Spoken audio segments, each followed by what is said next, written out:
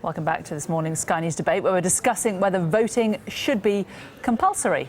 Well, as we know, Scotland's having its say on whether it wants to leave the union and go independent, but the referendums, including even younger teenagers, for the first time 16 and 17-year-olds are being allowed to vote. Well, let's continue the debate. Joining us now to discuss the issues are Amelia Ballinger, the London correspondent for Channel 9 News Australia, where voting is compulsory. Hi, Amelia. And Kate Andrews is here in the studio from the Adam Smith Institute, who thinks it would be a big mistake to make voting a legal requirement. Thanks to both of you for joining us. Before we start, though, a reminder that you can join in the debate. You can tweet us at Sky News, including the hashtag Sky Debate, text on 84501 or email news@sky.com. Let us know what you think, or if there are any points you want to put to our guests, and we'll read out some of your comments as we go along. Now, just before we speak to our guests, we've been asking people if voting should be compulsory nationally and had quite a mixed response. Here's what people told us in Cheshire. It should be compulsory, but I think we should have a change in the voting system. It probably should be, because then everyone gets a say. I think a lot of people talk about how they'd want change, but they don't actually use their voting rights. No, I think you get the wrong results, and I think you get people voting for the wrong reasons. I think it'd be more like a protest vote. It's free choice, whether you want to vote or not. And if you don't have that interest to vote, then, what's the point in making somebody put a cross in a box? That it doesn't matter to them. No, I don't think it should be compulsory for people to vote. I think that's part of a person's free choice. However, I think there should be more emphasis on encouraging voting from a very young age. Everyone should have the choice to, vote. Everyone should have a choice to make their own decisions. Obviously voting is important, but I wouldn't force someone to. Some people might not understand what they're doing. We're live in our Westminster studios. Amelia Ballinger, the London correspondent for Channel 9 News in Australia. Amelia, it is compulsory in Australia. It has been now for almost a century. How does it work there logistically? How do they make sure that everybody votes? Well, it is enforced at the moment by a fine, but it's a very small fine, about 20 Australian dollars. And I don't really think at this point it's a fear of a fine that's driving people to the booths. In Australia, voting is very much a right, it's very much a privilege, and it's an opportunity for people to have their voices heard. The very large majority of the voting public in Australia supports compulsory voting. They want to participate. They want to be part of that process. And I don't think that people feel coerced. I don't think they feel forced. I think they feel like it is a civic duty and something they want to take part in. Yes, you have to do it. Yes, it's a forced system. Yes, it is enforceable. But certainly people are very much involved. The campaigning, the policies, the politicians, the parties, all of that stuff is very targeted because people have to vote. It's not about just getting people to the booths. It's actually about giving people what they want. And as a result, politicians very much have to work hard for the votes that they're going to get. People can only go one way or the other. They have to take part. So politicians are really working very, very hard to make sure they're giving people what they want. Well, let's bring Kate Andrews from the Adam Smith Institute. Listening to Amelia there, it clearly works in Australia, doesn't it? Why shouldn't we spread it out here? Just because something works doesn't mean we should necessarily do it. The right to vote... It's a good start, though, isn't it? Well, not necessarily. I mean, many things can work and be efficient, but that doesn't necessarily mean that it's a good idea. The right to vote is a choice to vote or not to vote. And if you take away that choice, you're infringing on civil liberties, but you're also removing a check on an overreaching government.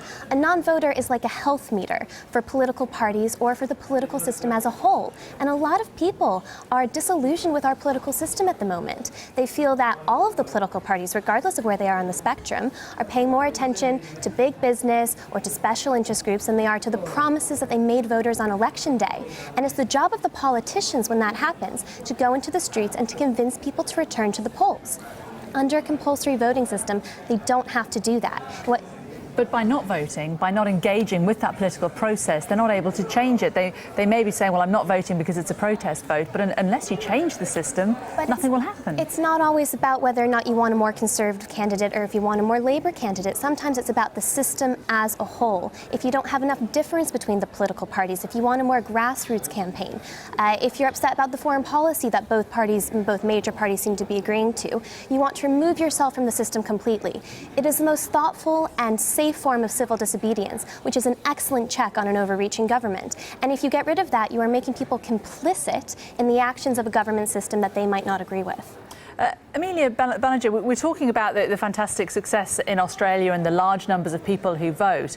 But when you take it down, when you look at those who aren't registered to vote and also the number of spoiled ballots, it takes it down to about 80%, doesn't it? So it's not quite as universal as it seems. Look, I think there are certainly some people who don't want to participate, certainly, and you're not going to be able to stop those people. But the very large majority, as I say, do want to participate. 80% is still more than you're seeing turn out in elections in the UK. And really, a few people who don't want to, well, they'll cop the fine, and that's okay. But the very large majority do want to participate. And I mean, really, we're talking about, difference in political parties and politicians. As I say, there's an enormous effort that goes into politicians and campaigning, because people have to vote. You have to have those difference in policies. You have to be listening to what people are saying. They do have to turn up. They do have to make a decision. And so politicians have to take that on board. The other thing, if you look traditionally at systems where non-compulsory voting is in place, you're talking about people who don't vote. Very often those people are the poor, they're the disenfranchised, and really they're the people who need to be voting. They're the people whose voices need to be heard. If they don't have to, they might not turn up. But if they do have to, they're going to pay a lot more attention to what might be able to affect them or benefit them in the long run. OK, we'll talk a bit more about social disenfranchisement in a moment. But first of all, lots of people have been posting their opinions online on Twitter using the hashtag SkyDebate. Here are just a few of them. Little John has posted, requiring the populace to engage in the democratic process or else appears to be against the same process. Ranty Man says compulsory voting is an idiotic idea. There are no politicians who deserve my vote. I would just spoil the ballot. And Gaz Colville has tweeted, people complain about the outcome of elections, but yet don't vote, so shouldn't complain. It should be a legal requirement. Well, let's have a look at some of the emails that have been sent in to us as well. Gerard Wright from Bournemouth writes, compulsory voting would be oppressive and therefore tantamount to state control of the individual. Freedom is being able to demonstrate contempt for politicians in the political process, as Kate was just talking about, through deliberate non-engagement. Neil Burton from Cheltenham sent this in. This is utter nonsense. It goes totally against what we stand up for and hold our heads up high about. Prevention's always better than cure. Call me old-fashioned. How about the politicians re-engage with the British public? Voters will vote for the silly parties and waste their vote if they've been made to vote. That's been sent in by Alex Lincoln. And Brett Williams writes, as a citizen of any country, as part of the social obligations that citizens owe to their country and its governance. Kate Andrews from the Adam Smith Institute. Amelia was talking about social disenfranchisement, and this is the big argument about compulsory voting, isn't it? It is often the poorer sectors of society who don't engage in the ballot, and by forcing those people to take part, they are actually allowing their voices to be heard. Unless they are part of the system, unless their voices are heard, their situation will never change. The politicians will continue to focus on the ones who they're going to get the votes from. They're going to continue to focus on, for example, in the UK, the squeezed middle. Well, this is another example of the attempt to create top-down intervention that from time to time again just doesn't work. The assumption that the best way to ensure that people from less well-off backgrounds get to the polling stations is to legislate and threaten them with fines. We're saying that the people who are most likely not to have the £20 or the £30 or the ability to go to court if they choose not to pay it are the same people we should be targeting. That doesn't make sense to me. I agree that we need to get more people interested, especially young people, in the voting process and what it means to them. But the best way to do that is to get politicians out onto the streets and out into knocking on people's doors and convincing them to vote for them. I think that talking about minimum fines and small fines just shows how casual we've become about talking about government interference. Amelia Ballinger from Channel 9. We've obviously seen in the last few weeks enormous excitement in Scotland about the referendum, great deal of passion from both sides. In Australia, with compulsory voting, do you get that sense? Is there that same passion? Because everybody has to vote, are people more engaged? I think people are definitely more engaged, and there is passion. People know this is their opportunity, and it only comes around every few years, but they know it's their opportunity to have their voices heard, to have the things that worry them, that concern them, put to the table, and for politicians to listen to them and take that on board. I mean, we're also talking a little bit earlier about young people voting as well. Obviously, the first time this year that 16-year-olds will be able to take part in this referendum. Well, certainly in Australia, given it is compulsory, it's a way of life, and as a young person, as a teenager, you are very much aware of your duty to vote and your opportunity to vote, and it's something that's discussed in schools, it's something that's discussed at universities, it's discussed in family groups, in social groups, in friendship groups. Young people are very involved. They know they have to do it, and I think people are quite excited. 18 is the voting age in Australia. As young people reach that age, they start to pay more attention, they start to listen more, they start to think about how their future will be affected. Having said that, by Amelia, these though, things. a third of eligible voters between 18 to 24 in Australia are not enrolled to vote. So the numbers of young people, as we're seeing here in the UK, are also falling in Australia despite compulsory voting.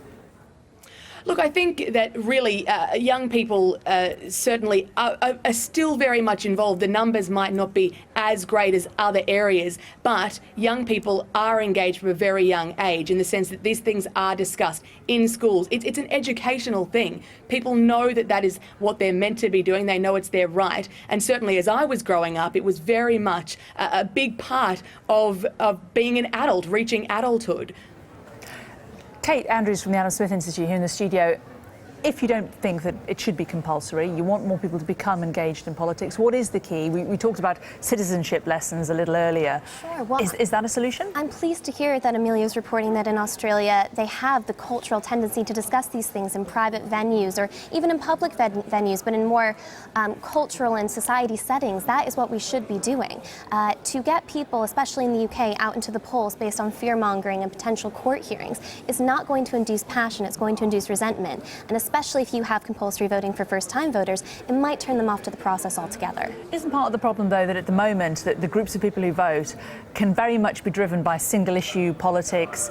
Lobby groups are very, very good at getting groups out to vote, and so you're getting people voting on specific issues rather than getting a real sample of what the whole population feels. But you can have the reverse problem with compulsory voting in that the major parties will pander to the middle and they'll be very vague about what they're going to propose, and nobody will oppose new and, in a good way, radical ideas. And it tends to happen that when we legislate and we're well-meaning in our legislation, we create new problems and we don't solve the old ones. OK, Kate Andrews and Amelia Ballinger, thank you both very much for joining us. And don't forget that we do want to hear from you. Keep your tweets and emails coming in on that. Tweet at Sky News, including the hashtag Sky Debate. Text on 84501, email news@sky.com.